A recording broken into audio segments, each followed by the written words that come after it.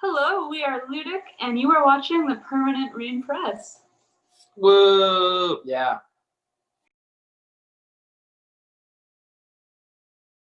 Hi everyone, it's Chloe with the Permanent Rain Press. Today I'm so happy to be joined by Ludic. How's it going? Good, how are you? Yeah.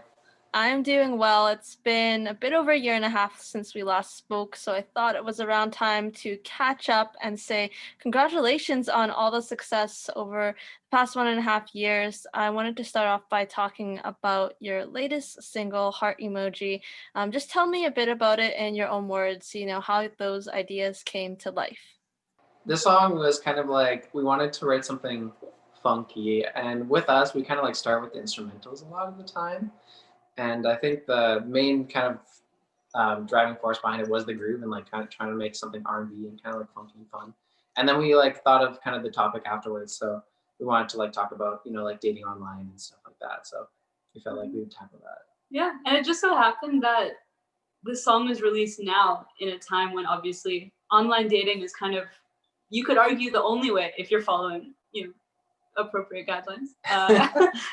But yeah, we had written it, before all of this had even happened, and then just so happened to coincide with, the modern world we're all living in now, which is pretty interesting. Yeah. And talking about, like you mentioned, super timely, something else that was timely but also a fun and collaborative effort was the Love Me Like official fan video. So how did this all come together?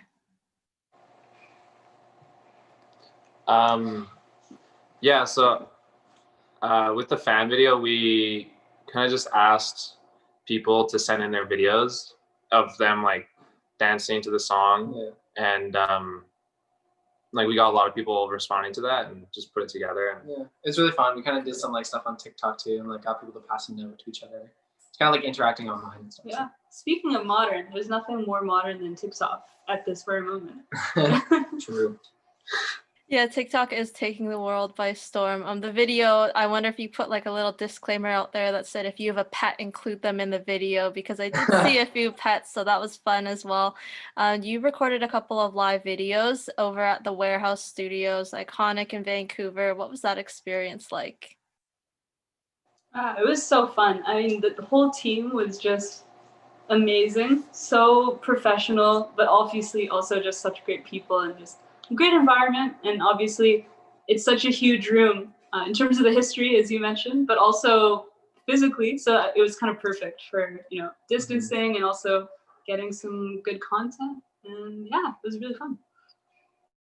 Hopefully you'll be back there in the future, but in the meantime, you have been in the recording studio working on new music. So what details can you share on that front? I mean, in terms of stuff we're like in the middle of recording, we can't say anything other than it's different and cool. And like, yeah, it's like another side of Ludic, which I'm excited about. And yeah, in terms of the stuff that we have recorded, we have a new single coming out on the 30th. So we're really excited for that. It's called Terrified. And yeah, it's really cool. And it just so happens to coincide with Halloween. Is Sort of. Yes, we kind of like the theme of it and like the name of it. Not like necessarily Halloweeny, but like kind of fits a little bit. Yeah. Superficially Halloweeny. There you go. Yeah.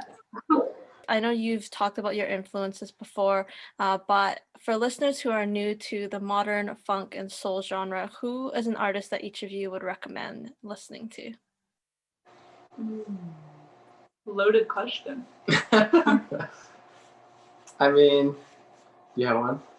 I think I always find it so hard to choose just one answer. So I guess I'm gonna say Mono Neon. He's kind of my go-to answer because he's like a coming together of Prince and George Clinton and just crazy. I mean, he's also hilarious. Like he plays along to videos of like Cardi B interviews and stuff like that. He also writes music that I think is very funky and really just so amazing. And Brittany Howard also just is like a soul icon. I hope I didn't steal one of your answers. You're good. Okay. You're right. Do you want to go or should I go? I mean, I'll probably mention something very different. It's a band called Men I Trust. And I think their albums, like specifically Uncle Jazz, is like a very like interesting sound and like it's very different, but it's just like a really cool inspiration to, you know, just incorporate a little bit, add a bit of flavor into like, the music and stuff. Yeah, for me, I'd say like in terms of soul music, Emily King, it's like so soulful and really funky at the same time. And it's really organic, which I like. I'm like appreciating now more. You know what I mean? It's like I'm really kind of like liking less stuff in music for some reason. And also like, I mean, Prince is a great one, but he's not really modern.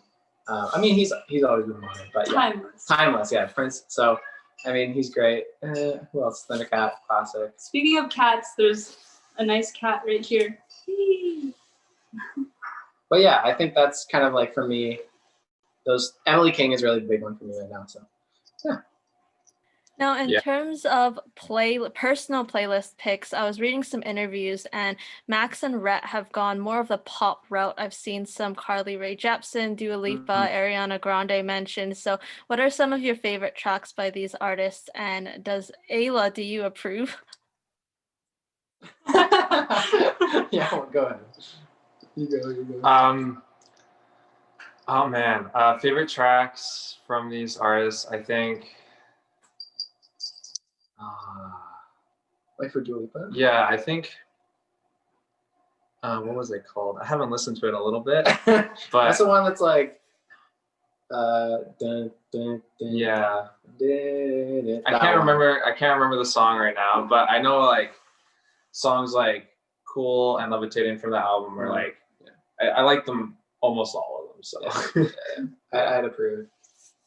Yeah, I mean, I love a lot of the music coming out today for sure. I think the production obviously is groundbreaking and just so perfect, which is, I think, almost its own thing. You know, there's like music, like you were mentioning, sort of like minimalist and like organic and all of that. And then that's amazing. And then it's sort of like you appreciate that in a different way than music where it's been produced to be just like pristine and sleek and, you know, tasty and cool. And I think, yeah, I definitely appreciate all of that very much. Yeah, she's not like.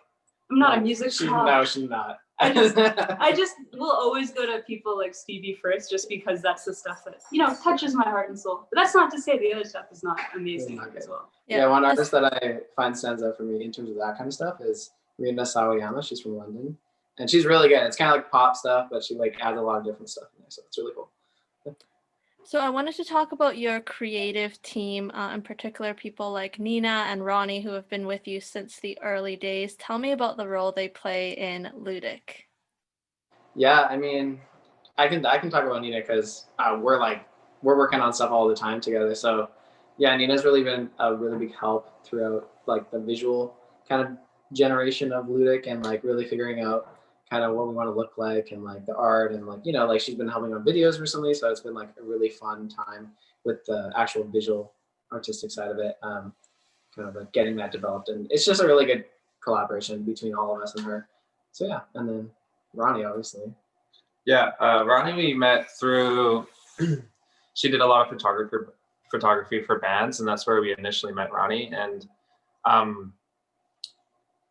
through that we decided to do a music video with her, and we enjoyed the experience, and like she's helped us with a lot of creative direction with the band and like coming up for ideas and organizing all the shoots and just like helping organize with any sort of band activity. Yeah, you know, it's been a real help to have Ronnie around. Yeah, I mean, it's amazing like when you can come up with an idea and then you just have someone who knows how to make it happen, and then also add their own artistic stamp on it. Exactly. She's also sitting in that chair over there if you're interested in knowing. And, now you know the whole story. I was gonna say, it's so great when you meet people that you just gel really well with, and then you are essentially great friends as well now. And your visuals are always off the charts between the single arts and the videos and the photos. So speaking of that, you've been sporting some really amazing fits recently from Glory Days. How did this all like come about, and what's your favorite piece of clothing that you've worn? Yeah, I mean, just talking about these fits, Nina and I kind of sat down, and it was mainly her original idea to kind of like make us look ridiculous in a good way, kind of like playing on like, you know, like high fashion kind of Gucci stuff, and like why does it look so bad, but also it kind of makes sense at the same time. So that was kind of the initial thought behind it, and like we had like a little glue tears on and that was all Nina's idea. So yeah, I think in fashion we kind of like try a bunch of different stuff, and like even with the hard emoji stuff, we tried a bunch of different stuff too. So, Yeah, and then we go to Sebastian Yeah. from Glory Days, and then he puts all the fits together, Yeah, makes exactly. it real, and it's like every time we love it. Yeah. Yeah, and it's so cool. I mean, it's all vintage stuff, and I first heard about Glory Days because I bought sunglasses there, or tinted glasses, and I wore them at a show. Then I tagged them, and then from there we just started talking, and then I was like, "Please work with our band. Yeah. You know, it would be amazing." And I think the best part about vintage fashion is like obviously great, you know, for the environment and reusing stuff, and also with vintage stuff. And I think this is the same with music. All of the coolest stuff lasts. So then it's like you have this curated selection of like the coolest vintage clothing that's sort of timeless in itself. And then we put it together in interesting, hopefully, ways that fit, you know, whatever we're doing. Yeah, it kind of like doesn't even read as vintage a lot of the time, which I like. Yeah. You know? So yeah. How many of the items did you have to open your wallet and purchase that you're like, I absolutely need that one in my wardrobe? There's this one shirt that was it had Tabasco. It was a Tabasco shirt, and it was huge, and I had to get it. Yeah, and there was a crocodile too. Yeah, it was very It's nice. tempting, right? You're wearing these throughout like the entire day. You're like, oh, this fits so well. This will look so good on stage. Yeah, exactly. Honestly, I think I'm buying this. Yeah. It's like a fake Versace dress and like turtleneck. Hopefully we will get to see these on stage at some point. Until then, you have been on social media a lot during the pandemic.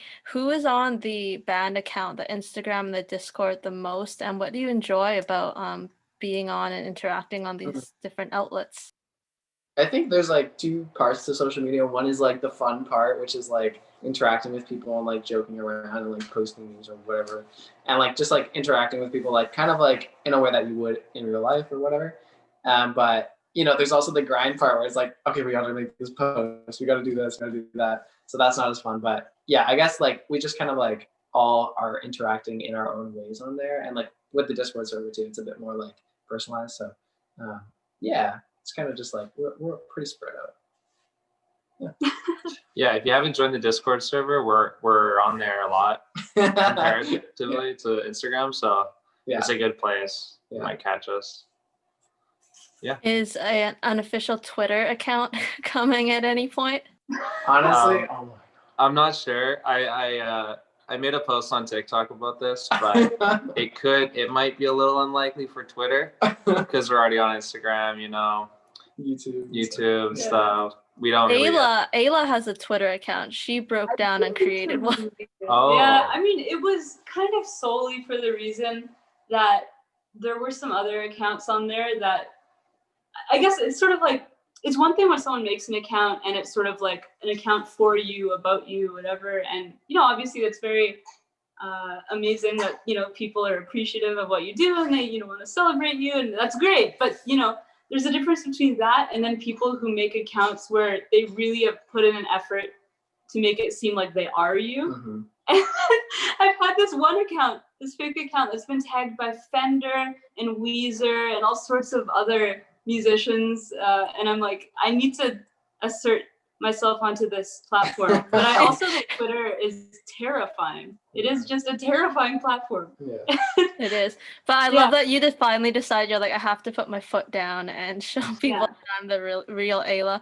But on a serious note, like you have been using it really well. I think that's where a large part of your fan base comes from. So, you know, what are a couple of your favorite moments that have happened even either on Discord or on Instagram? I think I can jump in. Like, I think whenever we release a song, that's always super exciting, and like seeing people's reaction to us posting about, hey, like the song's coming out for the first time, that's always like super fun. And we also love like teasing people like with like content. Like we've been doing it the last few days about like the video that we're shooting. It's just like posting little things or like whatever. That's really fun. So I think it's kind of like this cycle that we go through where we're like leading up to a release, teasing release, blah, blah, blah. And then when we finally tell people, it's really satisfying. So yeah. And like with YouTube, you know, we like to premiere stuff. So then before the video even comes out, there's like this little family reunion, all sorts of people coming together, pretty much, things. And then everyone sort of watches the video for the first time together or hears the song. the first time together, and it's Yeah. it's really nice. Yeah, it's really fun. Yeah. And honestly, like that kind of chat was like the inspiration to like making the Discord server, because we were like, how do we get this like sustained? Because like this happens for like a couple hours or like an hour really, and then it's gone for like the next like however long. So we wanted to like figure out a way to like make it work. Yeah. In Discord, without the R and the D at the end, is disco. There you go. It's a great place It's to hang out. perfect for you guys, right? Exactly. So we have a final wild card question for you. As a band, can you name all of the members of the Fellowship of the Ring? Oh my god. Oh, you were Dude, preparing I for this. literally just watched Lord of the Rings for the first time just recently. I don't know how this. That's really scary. Yeah. So Zita's doing like hand signals over there to me right now. Obviously, Legolas. We got Aragorn. We got Gimli. Those are the classic three. We got Boromir. We got Gandalf. Sorry. We got Frodo. We got Sam. We got Pippin. We got Merry. We got who else? I don't know. I think you got it. I think that was That's it. 9. Yeah. That's Solo effort. Rhett and Ayla, do you know any of them? No. No, I've I've never watched Lord of the Rings. I read The Hobbit way back in the day, but I was so young I didn't appreciate, the long winding descriptions and all of that. And yeah, Max just carried the whole team. I really appreciate it. Someone's got to do it, right? Well, that was great. I'd like to thank you all for taking the time to catch up. It's been really nice and really looking forward to all you have in the works. Thanks Thank you so much. Take care. To all of those watching, Ludic has a new single, Terrified, coming out on October 30th. New music coming soon, and we will see you next time. Bye.